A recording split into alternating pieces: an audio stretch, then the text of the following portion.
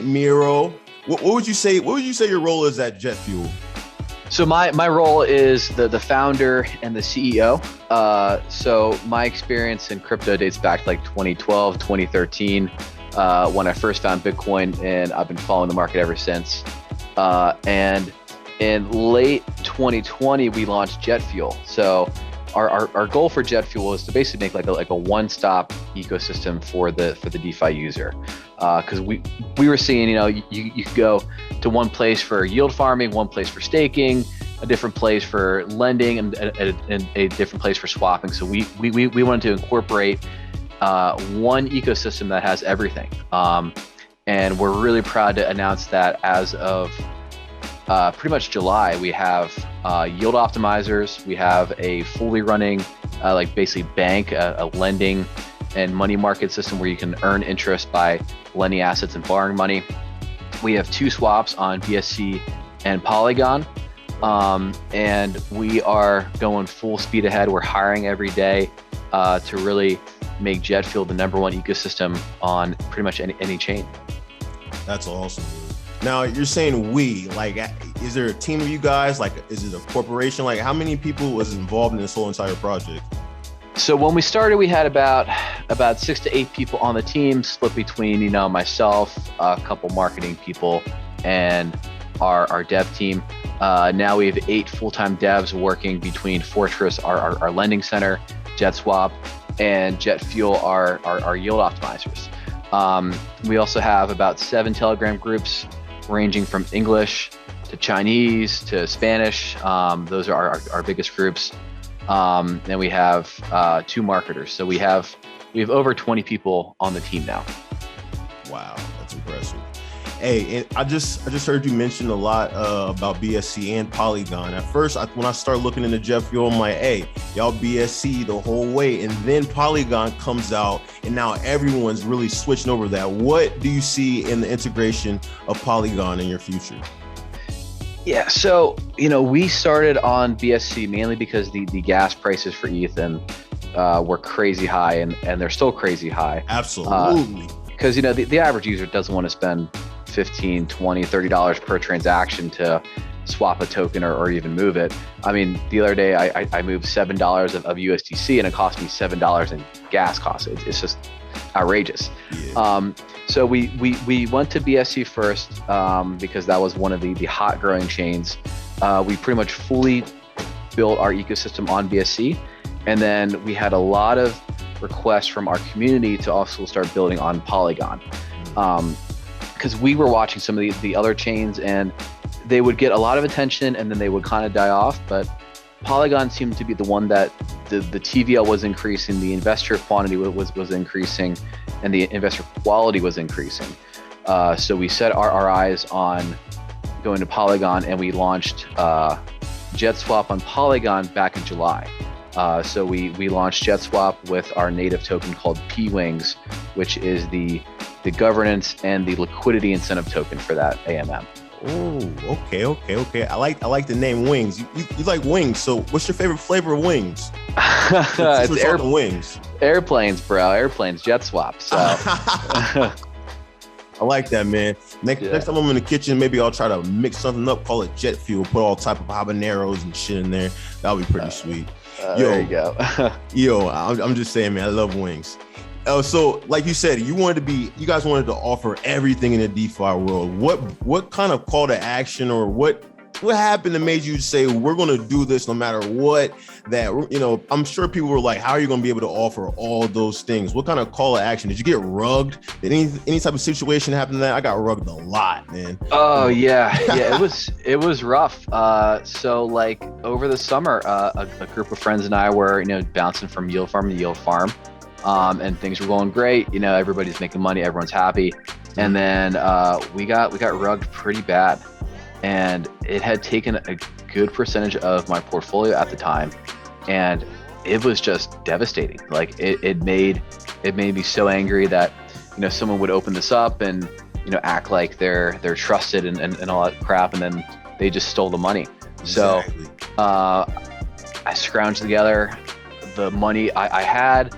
I found a really great dev team, found a really great marketing team, And we put together Jetfuel to be an audited, trusted, and safe environment for users to, yield farm or buy tokens or like whatever it is they want to do for DeFi. We wanted to offer them a safe place where, they would be confident that they wouldn't be exploited, they wouldn't be rug pulled, they wouldn't be scammed. Prices go up or down, but the only risk that they have is just their risk tolerance for tokens. So, and I think by having a security first approach to our ecosystem, that's why we've been able to grow so much and be a top 15 ecosystem since we started. Yeah, I like that. Safety first, because that's what people really want to know about. This whole DeFi world is prosperous when you want to get to the money, but as far as trusting people, the humility, it's kind of sketchy out here. So I really appreciate you, man. That's pretty sweet. Yeah, thank you. Hey, and also to kind of jump in there again, there's so many unique innovations that we're seeing in this crypto space. But our approach has been, obviously security first, and we take a very simple approach to how we release our tokens, because every time somebody creates a creative approach to whether it's profit generation or minting or whatever it is that they're trying to do, it seems somebody will use a flash loan to exploit them. So all of our systems are battle tested, they're simple, and there's such a low risk of anything happening to be exploited because the code we've used has been used widely across the entire ecosystem or the entire space. So I just wanted to throw that out there that that's awesome. Everything that we do is with security in mind. That's fucking sweet, man. So, since we're sitting here still talking about everything that's within Jetfuel, where did you guys come up with the name Jetfuel? Like, are you guys out here hopping on planes, or it's like, break that down for me. Break that down. I want to know. You're the CEO, man. You got to know. There's only so many foods you can farm, and I was like, all this food, it's getting kind of silly. So why don't we, instead of farming food, why don't we pump some fuel? So fuel was our first token, and we called it pumping instead of farming. So fuel was our first token. We hit like a $50 million market cap back in like February. So fuel has been a really, really great token to kickstart the ecosystem off. I like that, man. Pumping that gas. I like that. That's right. Hey, so you just mentioned the 50 million. What kind of milestones have you guys already just recently achieved that you would like to share with us, if you have any? Yeah, for sure. So, like I said, we wanted to create a one-stop shop basically for the DeFi user. So we started back in December with the fuel token. And the fuel token is a deflationary token with a 2% tax on transactions. So meaning 1% is gonna be burned forever, and we've already burned like 15% of the entire supply, and 1% is allocated for the Jets pool. So and Jets is like the income token for the system. So users can take their fuel token, convert them to Jets, and then they're gonna be earning passive income every day from that 1% fuel tax, and also our auto compounding vaults will kick back 4% of every vault harvest back to Jets holders. Jeez. So Jets holders are earning a couple thousand a day. I think last time I checked, it was 2 or 3 million a year in income right to our Jets holders. So the fuel emissions lasted for 6 months. So those ended in early June. And then we also launched PFORCE, which is our credit, our lending, our decentralized money market. So basically, you can supply up to 12 assets and earn interest on them, and also earn the FTS token, which is the governance token for PFORCE. And on the flip side, if you supply assets to PFORCE and earn interest, you can also collateralize them, meaning you put them up for a loan, and then you can borrow against your money. And the way we have it set up is with the PFORCE emissions, generally you're gonna get paid to borrow money. So you can put up $1,000 of BTCB, you can borrow against it $600 worth of USDT, and you might be paying 7% APR back to suppliers to borrow that USDT, but you'll be earning 10% interest in FTS tokens. So you're actually getting a net positive of 3% APR to borrow money. Ooh, Man, them was good numbers, Maury. That was good. Yeah, Miro. yeah. So, so the Fortress protocol has been really, really great. We launched that back in April, and actually this Friday, that's Friday, August 6th, we're unleashing a massive update for the protocol. So we're going to be unleashing governance. So users who hold at least 100,000 FTS tokens can put forth proposals. So they can change the speed ratings, which is how much FTS goes to each asset class. They can vote on what assets to include and vote on what assets to take away. Right, giving people that voice. Nice. Yeah, exactly. And then we're adding FTS as a single source, so you can stake your FTS to earn more FTS. And we're also going to be doing something a little bit differently, where you can include FTS LPs onto the system to earn more FTS as well, to incentivize liquidity.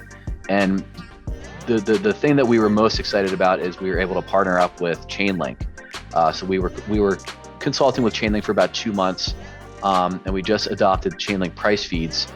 So we have the most secure and the most resilient price feeds out there, which means, when the market goes crazy, when prices are crashing or pumping 50% in a day, our price feeds will be updated and secure, meaning you won't have unnecessary liquidations if you're borrowing near that max limit. Oh, wow. Protection, man. Wow. Those some condom tokenomics, man. Trojan tokenomics, bro. Yeah. Woo. Yeah.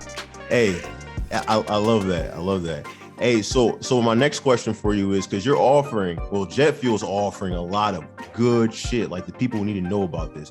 You guys have any, competitors? Because when I'm running a race personally, I don't turn around and look over my shoulder to see whose ass I'm kicking. But at the same time, do you guys have any competitors? And if so, what kind of advantages do you offer over them? I don't look at them as competitors. You ever hear of that phrase, a rising tide moves all ships, or like whatever it's called? Basically, as the market grows and the market expands, that tide will lift everybody up with us. So the success of one project doesn't mean that we're going to die. The success of that project means there's an opportunity for collaboration between us and who's ever doing well or isn't doing well. Because we found when we're able to strike a win-win deal between a different project, everybody grows. So we recently promoted one of our longtime admins, DeFi Maniac, as a business development representative, and he's DeFi in contact. Maniac? You said DeFi Maniac? Shout out DeFi Maniac. We got to shout them out. Maniac. Shout him out. Shout him out. He's the Argentinian man. He's awesome. So he's in contact with 134 projects right now to help promote our $1 million JetSwap incentive program. So basically what we're saying is if you adopt JetSwap, if you use our ecosystem, if you rely on our marketing support and join us, you can earn up to $25,000 per project. And we're going to give you marketing support, a farm, staking pools, code audits, tokenomics help. Basically, whatever that project needs to be successful, we're going to try to back them up to help them grow, and in turn, we grow as well. I like that, man. Because that's what crypto is all about, joining everybody together to move forward as one. It's not about having comps. I like that. Great answer. Now, me and Jimmy, well, Alex, as you know, we're pretty musical fans. We like music and stuff. What kind of genre would you classify Jetfuel as? Hard rock, hip hop? What are you, a country kind of guy? If you had to put a genre on it, what you going with? Are you talking personally, or are you talking like? Oh, personally. For Jetfuel, of course. If you had to put it in any category. Oh, that's a good question. I don't know what musical genre Jetfuel would be. Whatever music that user likes that's what we can play. All right, man. Well, if you don't have an answer, that means you have been challenged to a freestyle battle. Here we go. You go first. Oh no. I'm just kidding. Kidding, Miro. Hey, I appreciate you sitting down and talking with me today, and also again apologize for the technical difficulties. All right. Hey, no worries, man.